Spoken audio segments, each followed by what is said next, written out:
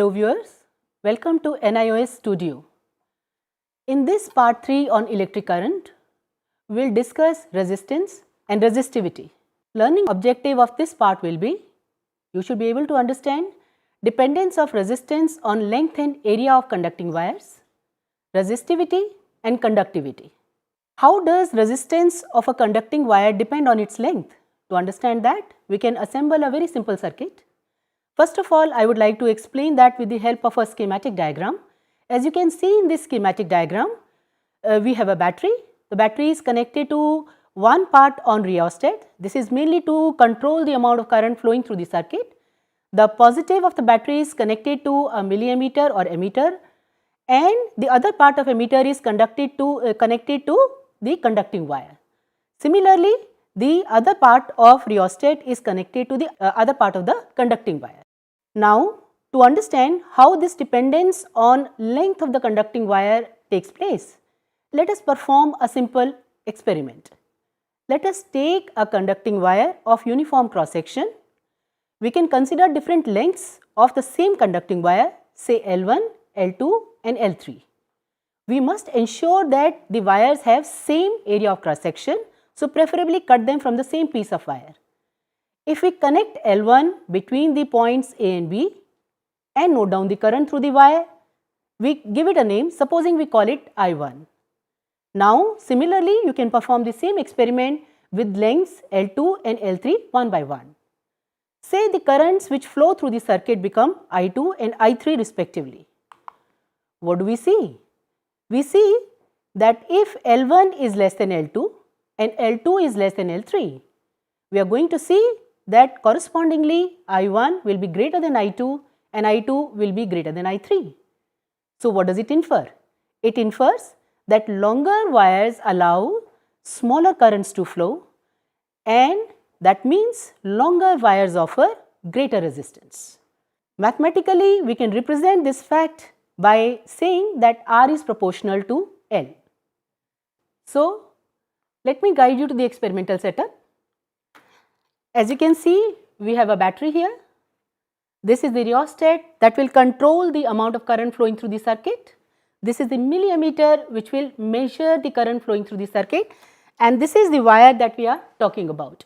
Now, depending on how much length of the wire I use, we can see correspondingly how much of the current will flow through the circuit.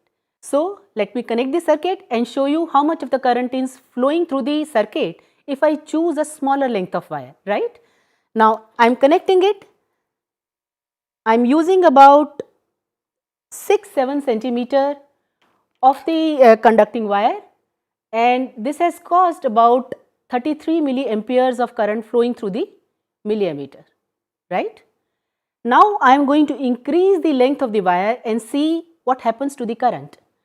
Now, before I do that, let me just point out something. This conducting wire is actually made of constantan. It is a low resistance wire, so I need actually a larger length to make a substantial difference in the current. Here, I am using now a longer wire. And you can see the current has decreased to 30 milliamperes. So, what do we see? We see that if you use longer wire means high resistance. High resistance means lower amount of current. So, we have experimentally seen this, that if you increase the length, you are going to get a smaller value of current flowing through the circuit. We can also analyze this result by plotting a graph between length and current. That means measure the current corresponding to different lengths and then plot a graph between length and current. Again, you can see here is a graph which is plotted as 1 upon L versus I. Higher value of length means basically smaller reading on x-axis. You can see that if you have a longer length, it corresponds to smaller current. If length is larger, then it is smaller current. But if it is smaller, then current is larger. So, basically we are talking about the same thing in terms of a graph plotted between I versus 1 upon L. Now, next we would like to understand the dependence of resistance on cross-sectional area of the conducting wire. So, we can again work with the same experimental setup. Now you are going to connect a wire of different cross sectional area. What it means is different diameters across the points A and B. What do we need to do? We are going to take a wire of same length. Now here length is fixed and of course you have to keep the same material. But now you will cut wires of different diameters and hence different cross sectional areas. Say A1, A2 and A3. Again perform the experiment. Note down the currents. Let us call them again I1, I2 and I3. So what do we find? That if A1 is less than A2 and A2 is less than A3, it means wire number 1 is thinner in comparison to wire number 3. Okay? And if we perform the experiment, what do we find is that I1 will be less than I2 and I2 will be less than I3. So how do we basically interpret this result? We'll say that wires of greater cross sectional area allows greater current to flow, or in other words, wires of larger area of cross section offers smaller resistance. Mathematically, we can write this fact as R is proportional to L upon A. If we plot a graph between area of cross section and current, then we will find that there is a direct proportionality.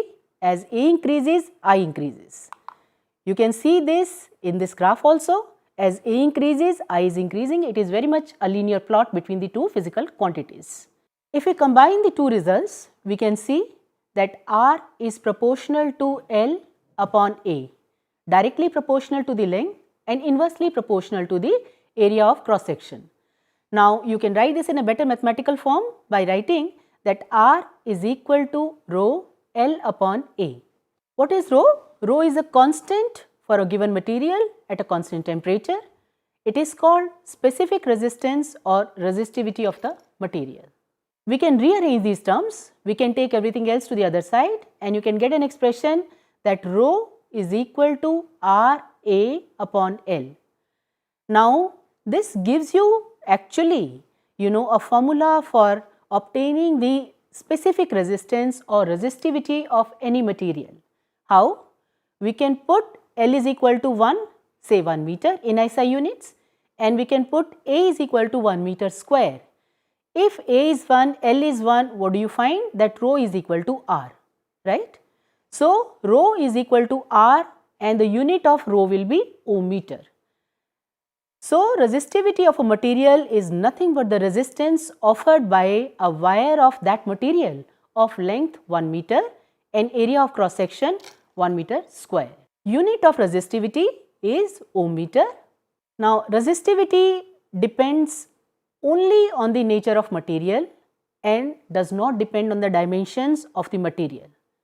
Whereas resistance of the conductor depends not only on the dimensions, it also depends on the nature. If you change the dimensions of the conducting wire, its resistance will change, but resistivity will not change. Now, it is also possible to define another physical parameter correspondingly, and that is called conductivity. What is conductivity? Reciprocal of resistivity is called conductivity of a material. It is also called specific conductance, and we use sigma to denote it. So what is sigma? Sigma is equal to 1 upon rho. Unit of conductivity is obviously the inverse of unit of resistivity. So unit of conductivity is ohm inverse into meter inverse. We can also call it mho meter inverse. What have we learnt in this section? We have learnt how resistance depends on length and area of a conducting wire, what is meant by resistivity and conductivity of a conducting wire. Thank you.